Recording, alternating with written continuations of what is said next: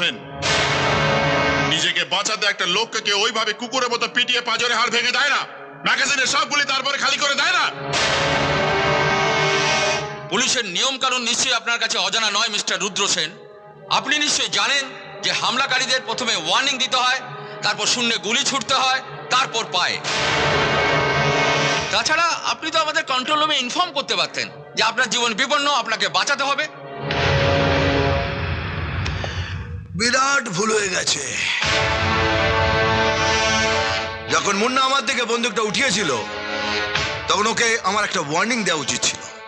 এই বেটা, এই একদম গুলি চালাবি না।